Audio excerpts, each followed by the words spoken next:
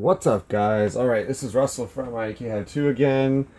Just a brief recap. Built the rig about a week ago, suffered from a bottleneck, which was actually a hardware issue, which you saw in my last little 2-minute blurb video. Yeah, so now that that is solved, we can actually move forward with the official IDK How To Devil's Canyon Overclocking Guide. Ba-ba-da-ba. Awesome, drum roll please. So, we're going to start up Task Manager. And right now we are clocking, so it is a little bit of a turbo boost here, but you can see it is 3.82 gigahertz right in the middle there.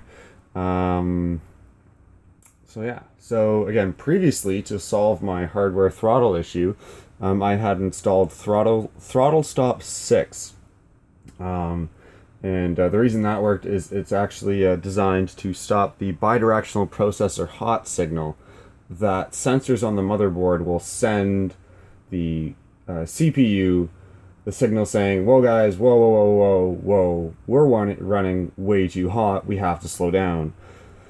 So that's essentially the same signal that the switch was sending, and that's why it throttled it way, way, way back. So yeah, so now that we're running at stock speeds, we are going to restart. And we're going to start the overclock. Alright, there we go, splash screen. And the lovely BIOS. Alright, let me just readjust. There we go. Now you can see the whole thing. Alright, so again, now we can see the frequency. We're up at 3.5 gigahertz, which is awesome. So this BIOS is pretty cool. Super easy to use. I've been around it a little bit already, trying to figure out the throttle issues. So yeah, so you can see I'm actually running version 1.6. Now this is the secondary BIOS. I should probably switch to 1.10, which is my primary BIOS on the motherboard. So I can show you guys how to do that in just a little bit. Actually, you know what? I'm gonna switch to my other BIOS. So that's if need be, I can switch back to this one, which I know works in case my overclock crashes. So we're just gonna turn her off here, and if I can move here. All right, so if you guys can see, not really. Okay, so you should probably, yeah. I'm just gonna there. Once that green light goes off, there we go. Now there's no current running through the board. So you can see right in here, there, it's kind of like flickering. That's actually the double BIOS switch. So it's switched to B right now. So I'm going to switch it to A. So the BIOS that I had already previously updated is it going to focus? Will it focus? Maybe not. All right. So anyway, so we're on BIOS A now. I'm going to switch back on. Power button. Power button. There we go. That scared me a little bit.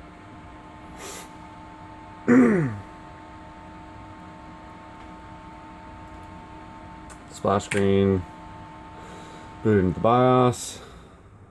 Alright, so I messed around with this BIOS a little bit. So you can see V1.10. The other one was V1.6. Current CPU frequency is 3.0. It's 20 times 1.5 or 150 megahertz. So you can see I was messing around with this, trying to fix the other one. So this will be the one that I screw around a little bit. So CPU ratio, okay, base clock. So we're just going to change this. All you have to do is start typing numbers. There, so it's changed back to 100. Now for the CPU ratio, I'm gonna go for it. I have a Corsair, a Corsair H100i. There we go. Now it's focused. Sorry about that. So again, we changed this down here, the base clock, to 100. Alright, so I have a Corsair H100i, so a massive 240 millimeter all-in-one liquid cooler. So we've got a whole lot of overclocking room. So we have a bunch of room to put some extra voltage in. So extra voltage means a higher overclock. So looking at all the forums and stuff, it looks like people are hitting 4.7 gigahertz pretty easily with the i5. So we're going to go right for 47. Yeah, make sure you disable Intel Turbo Boost. Don't use OC Genie. You can if you want, but it provides a pretty modest overclock and high voltage to guarantee stability. So if we, no, I'm not gonna bother. All right, so, oh yeah, that's the one thing I don't like. I'm using the scroll wheel, and then you move your mouse, and then it goes right back. It's like, oh, it doesn't even matter. It doesn't make sense to me. So I use the scroll bar. Advanced mode, CPU ratio, this, that, the other thing. All right, we're going to scroll down. I'm going to go to CPU core voltage. Now, from auto, I saw that somebody got 1.2 volts to run at 4.7 gigahertz. So it seems a little low. I think I may have to go to 1.3 or 1.32. But we're going to start with 1.2 and then see if we have to go any higher. Because again, the less voltage, the less heat that it puts out, so the cooler that the processor will run. So yeah, we're not going to mess with the RAM at this point. I feel like at 1866 megahertz, it's running pretty quickly. You typically don't need anything faster than 1600 for gaming anyways. Faster RAM, you really see the benefits with like video rendering and editing and all that kind of stuff, which I won't be doing a whole lot of. Nothing more advanced than this stuff, which is essentially just like cut and paste. So we're going to exit, save configuration, and reset. Yes. And we're going to see if it boots.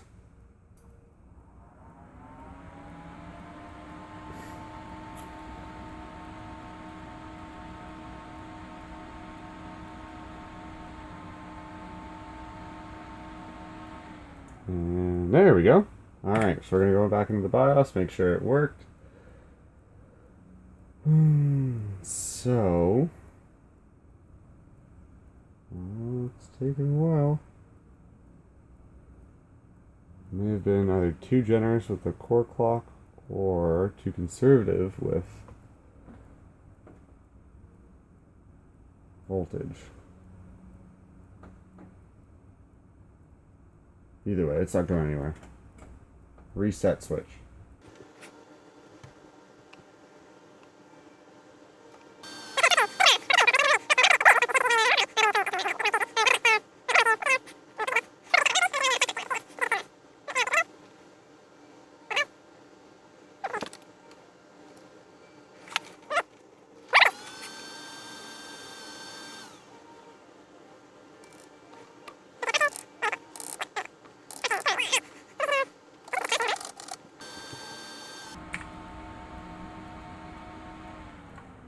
Alright, so here we go. So I used the switch that was screwing me over earlier to be able to go into the BIOS and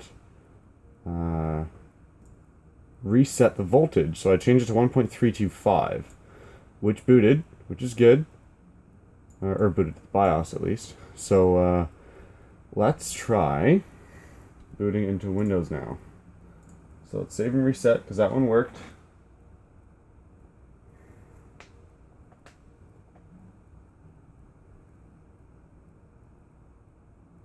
Screen. Windows. Hey, look at that.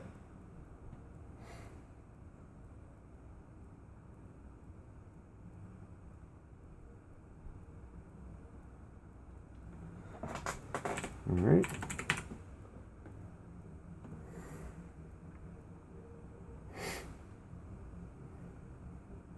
Check it out. All right, now let's pull up Task Manager. And we are running at 4.66 gigahertz. All right, sound blaster, blah, blah, blah. 4.6, check it out. That's awesome.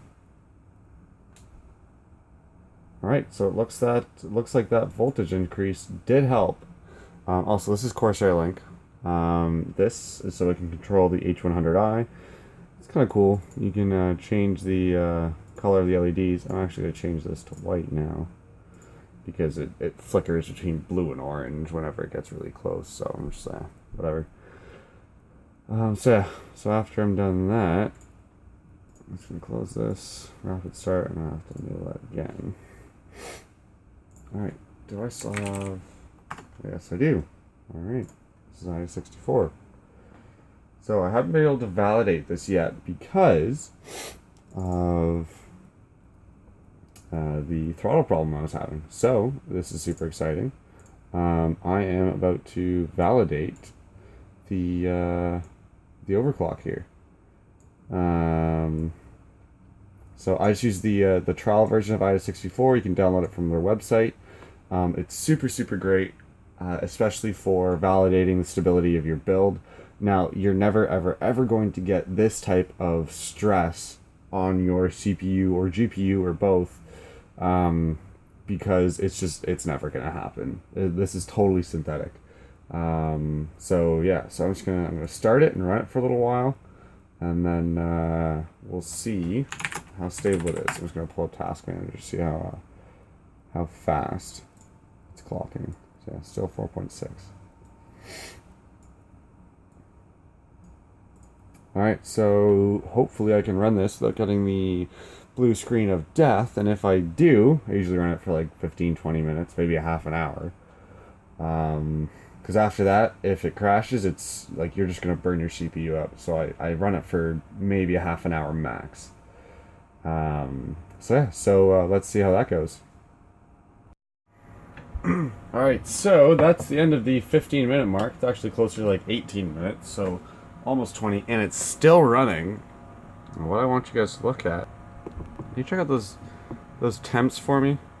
The CPU averages about 70 degrees, which means we are cool, like so cool. I wish I might even try 4.8. I really doubt it will boot, because I had to put another 0.125 volts in it to boot it at 4.7. So I'm going to skip that step. So I really don't think I'm ever going to have a problem with this. I like this overclock, so I'm going to keep it the way it is. And that is that. So super easy, guys. That's the CPU overclocking guide, I guess you can call it, for Devil's Canyon. The Haswell refresh. So again, oh, and you can also let me just zoom in just a little bit. You can also see my CPU Z is open there. It's clocking at 4.698, 4.7. So yeah, so anyways, this is a super stable overclock. I'm going to have no problems running benchmarks with it, which is what I'm going to do next, so you'll see that in my next video. So it's time to test this puppy out and see how she performs. So thanks a lot, guys. If you thought I did an okay job, give me a thumbs up. If you thought I should probably improve, toss the thumbs down up there. If you're a little bit more complicated, you want to give me some constructive criticism, then leave your comment in the section below. Thanks a lot, guys, and I'll talk to you next time.